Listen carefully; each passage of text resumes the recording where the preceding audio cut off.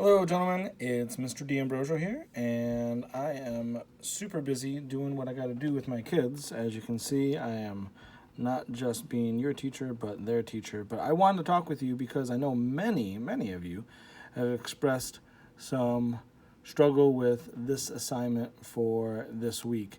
And I understand that it's not just a simple Edgenuity lesson, but I've asked you also to respond to the reading from Jonathan Edwards from last week. So I want to talk over what's going on because whether or not Regents is still on as far as we know, and I want to make sure that everyone is prepared to work on what we need for part 3. So remember, for part 3, you need to do 2 paragraphs. The first one, you need to determine the central idea of a text.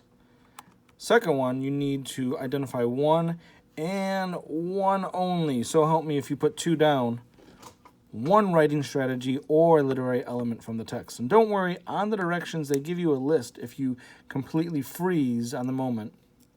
I have encouraged you to look at either tone, which is always available, or connotation, denotation, which was part of the lesson from last week. But you know what? We're going to focus on the central idea today because really that's the one that can trip up people the most. And I need you to focus on a plan because as we know, and as we've noticed these last couple months, if you fail to plan, you're planning to fail. And what's going on with this country, we can do better at Virtus. All right, so you're maybe asking yourself, what do you mean by a central idea, Mr. D? Well, it's not the main idea, it's the step above the main idea. And I'm going to let you be able to read that definition on your own because really, the central idea is something that the author wants you to never let go of.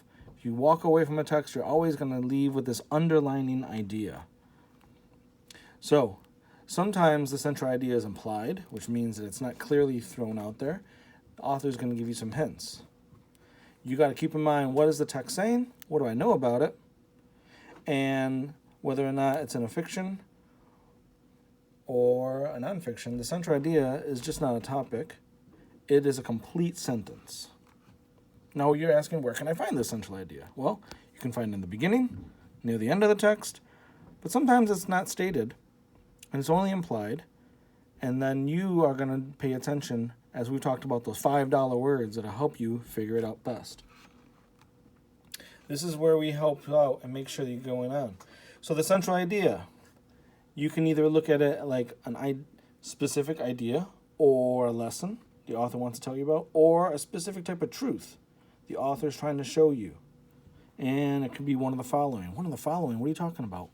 Remember, we've discussed the idea that there's 4 different ways you can look at it. Now, you may figure out the central idea easy. Awesome. If you're one of those guys, great. God bless you. But if you're struggling, there's 4 different ways. And right now, can you think of the 4 different ways that we've talked about in class that you can write it out as? You as lost at this, man? Don't worry, I'll help you out. We talked about 4 different paths. This author can be telling you something about humans or how humans act in their human nature.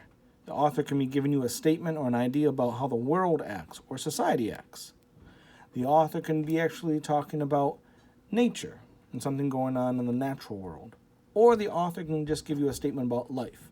Now, I want to make sure that you understand that you just writing one of these phrases down doesn't give you full points for a central idea. You got to state what the author is saying about one of these ideas. And don't stress out.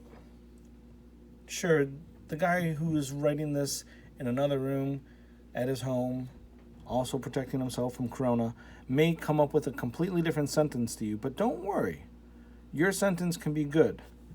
I don't want you to try to stress over about it, because the more you stress over this, the more you're going to waste your time. And it may be okay right now as you're practicing, but when it's Regents time, you don't have that amount of time to just spend looking for that perfect sentence. All right, I'll get to this. All right, so you ready? Here's how we're going to get started. Of course, we're always going to look at a full meal paragraph. Main idea, evidence, analysis, evidence, analysis. Ooh, put a little piece of evidence extra there. If you feel like you can do a third, awesome, but don't stress out, because you only need 2. Main idea sentence. You can copy this word for word and just fill in the blanks here. The central idea of put in the title of the text, by the author's name, is, and now right here you're going to finish the sentence with which one of those central ideas you have. All right, what's next? Evidence, of course. Now don't forget to cite it exactly where you got it. Put the line number. And then you can create analysis.